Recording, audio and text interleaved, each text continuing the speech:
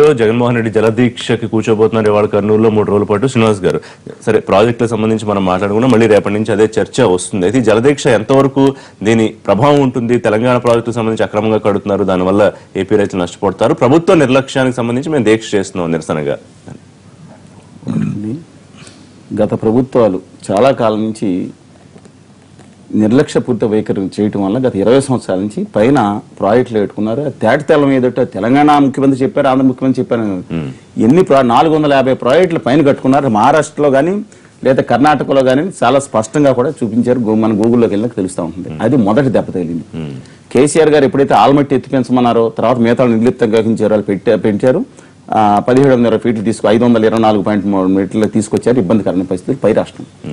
As for as Telangana is concern, అక్కడ విభజన చట్టంలో జూన్ 2వ తారీఖు నుంచి అమలు వచ్చే దాంట్లో 2 ఉన్నాయండి. ఒకటి రివర్ అథారిటీ ఒకటి తీసుకోవాలి. దాని మీద యాపెక్స్ కమిటీ ఉంది. యాపెక్స్ కమిటీ 2 రాష్ట్రాల ముఖ్యమంత్రులు, కేంద్ర జలవనరుల శాఖ మంత్రి చైర్మన్గా 2 ఉంటారు.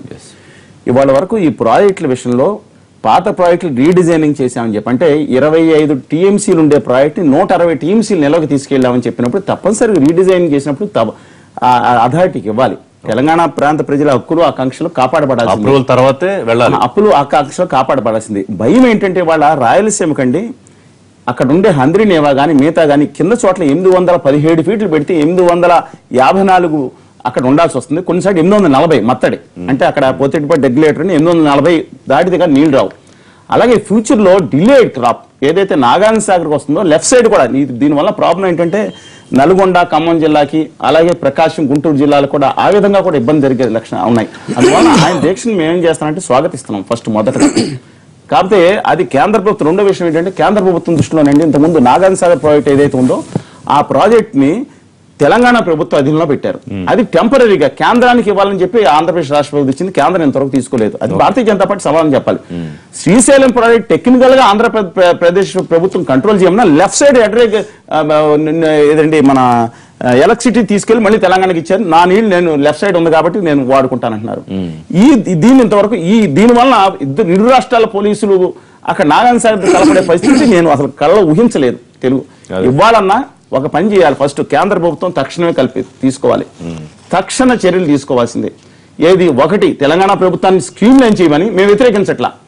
కిందకి ఇబ్బందులు అవుతాయి, రాయలసీమకి కోస్తా ప్రాంతానికి ఇబ్బంది అవుతుంది అని చెప్పి. రెండో పాయింట్ ఏంటంటే ఇతర పై రాష్ట్రాల మీద మా తెలుగు వాళ్ళ మధ్యన గొడవ పెడతాం పక్కన పెట్టి, పై రాష్ట్రాలైన 450 ప్రాజెక్టులు ఏదైతే కట్టారో దాన్ని కట్టడి చేసి యత్నం చేసి ఇక్కడ నీళ్లు వచ్చే ప్రయత్నం చేస్తే తప్ప చాలా ఫ్యూచర్ లో ఇబ్బంది. వాళ్ళని 67 టీఎంసీలు వచ్చినాయండి. 1000 టీఎంసీలు 2000 3000 టీఎంసీలు వచ్చాయి. కృష్ణా జిల్లాకు 67 టీఎంసీలు వచ్చినాయంటే ఇంతకన్నా తక్కువ 40-50 సంవత్సరాలు రాలేదని పరిస్థితి ఉందంటే ఎంత బాధ. రేపు పొద్దున తెలుస్తుంది. ఇక్కడ నీళ్లు వర్షాలు రాకపోతే ముందుందండి భయంకరమైన కరువు. అవును, ఇప్పుడంతా కరువు కోసమే విపరీతమైన దారుణ పరిస్థితుల్లో ఉన్నారు. రేపు పొద్దున్న మరి 150 టీఎంసీలు కావాలి రాయలసీమ కానీ. ఆల్రెడీ కంటంప్లేటెడ్ ప్రాజెక్ట్స్ కానీ వాటికి కానీ కావాల్సిన అవసరం కూడా ఉందండి.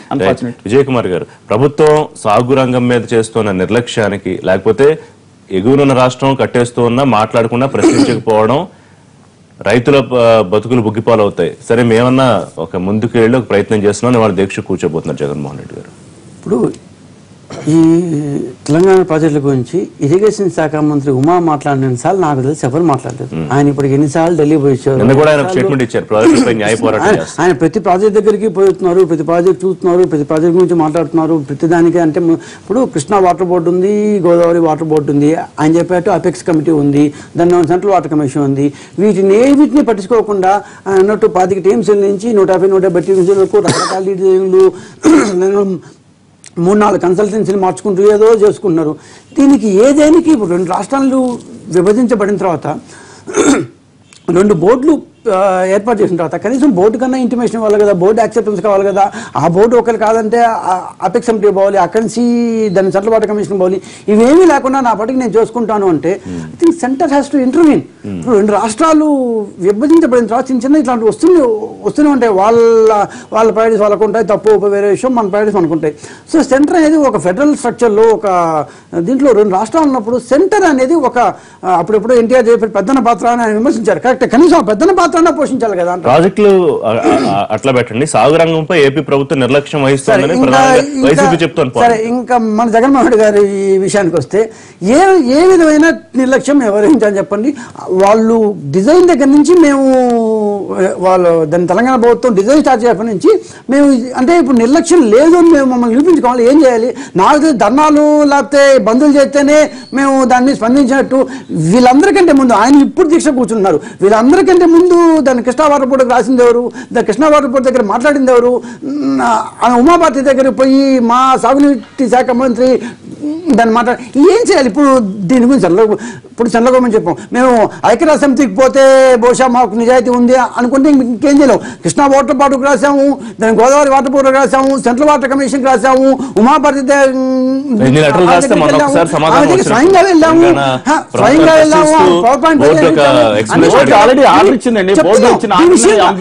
దీంట్లో నిర్లక్ష్యం అంటే ఏంది అసలు?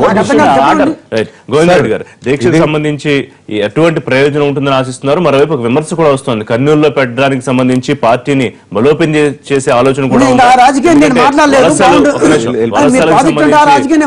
బలోపేతం చేసుకునే ఆలోచన కూడా ఉందా అని కొన్ని పత్రికల్లో ఆ రకమైన. సరే, ఇక్కడ రాజకీయం ఏం లేదు, ఇది చాలా సీరియస్ ఇష్యూ. ఎంత సీరియస్ ఇష్యూ అంటే ప్రత్యేక హోదా ఎంత సీరియస్ ఇష్యూ. ఈ ఆంధ్ర రాష్ట్రం ఎందుకంటే దిగువన ఉన్నటువంటి చివరి రాష్ట్రం, అనేక ప్రాజెక్టులు పైన కడుతూ ఉండడం వల్ల ముఖ్యంగా కృష్ణానదిలో ఎలాంటి పరిస్థితి వచ్చిందో శ్రీనివాసరావు గారు చెప్పారు. 66-67 టీఎంసీలు నీళ్లు వస్తే త్రాగడానికి కూడా నీళ్లు లేనటువంటి పరిస్థితి. విభజన చట్టంలో అనేక విషయాలు పొందుపరిచారు. అపెక్స్ బాడీ అన్నారు, తర్వాత కేంద్ర జలవనరుల సంఘం ఇవన్నీ ఉన్నాయి. దీని విషయంలో ఎంతో సిన్సియర్గా కేంద్రంలో ఉన్నటువంటి బీజేపీ ప్రభుత్వము స్పందించాల్సినటువంటి అవసరం ఉంది. దానికోసం రాష్ట్ర ప్రభుత్వం అయితే న్యాయ పోరాటం చేస్తామని కూడా ప్రభుత్వం చెప్తున్నప్పుడు నిర్లక్ష్యం వహిస్తోందని అనడంలో సమంజసమా? ఇప్పుడు ఈ విషయాలంతా కూడా ఇది పొలిటికల్ మ్యాటర్స్ కూడా సార్. ఇప్పుడు మీరు కేంద్రంలో ఉన్నారు, కేంద్ర ప్రభుత్వంతో అలాంటి రిలేషన్ మెయింటైన్ చేస్తున్నారు, అందరు కలిసి చేస్తున్నారు. మీరు ఈ విషయంలో చాలా గట్టిగా, ఎందుకంటే ఇంతకంటే ఇంక ఇష్యూ ఏముంది? వారు అన్నట్టుగా రాయలసీమకు ఒక్క చుక్క నీళ్ళు వచ్చేటువంటి పరిస్థితి లేదు. అడిగారండి, నమ్మలేరు. తెలంగాణ సీరియస్ ఇష్యూ అంటే అడిగారండి. ఈ పరిస్థితి వచ్చిందంటే ఎంత తీవ్రమైన పరిస్థితి, మేము ఏం చేయాలి అని చెప్పి ఆ డిఫెన్స్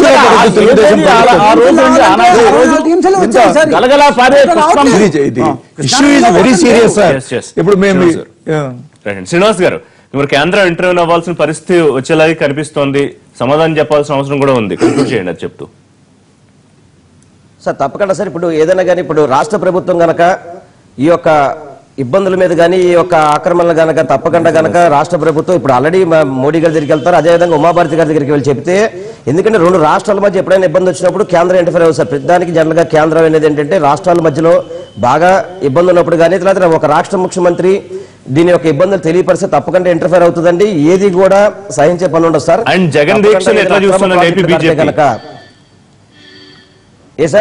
జగన్మోహన్ రెడ్డి గారి దీక్షను ఏపీ బీజేపీ ఎట్లా చూస్తోంది సార్? ఇవన్నీ కూడా జగన్మోహన్ రెడ్డి కావచ్చు, మిగతా పార్టీలు కావచ్చు, వారి యొక్క పార్టీ బలోపేతం కావచ్చు, ప్రజలకి అటెన్షన్ తీసుకునే విధంగా వాళ్ళేదో వాళ్ళ విధ్వంసం చేసుకుంటే దానికి ఇబ్బంది లేదు. ప్రభుత్వం నుంచి సరైన ప్రతిపాదన కనుక వెళ్ళి ఈ యొక్క ప్రాజెక్టుకి మాకు ఇట్లా తెలంగాణలో ఇబ్బంది కడుతున్నారు, దానికి మా హక్కులు పోతున్నాయని చెప్పి కనుక చెబితే తప్పకుండా కేంద్ర ప్రభుత్వం ఇన్వాల్వ్ అవుతుందండి. ఏదైతే అక్రమంగా నిర్మాణం జరుగుతుందో దాని మీద తప్పకుండా అడ్డుకట్టేసే అవకాశం 100% ఉంటుందండి. దాంట్లో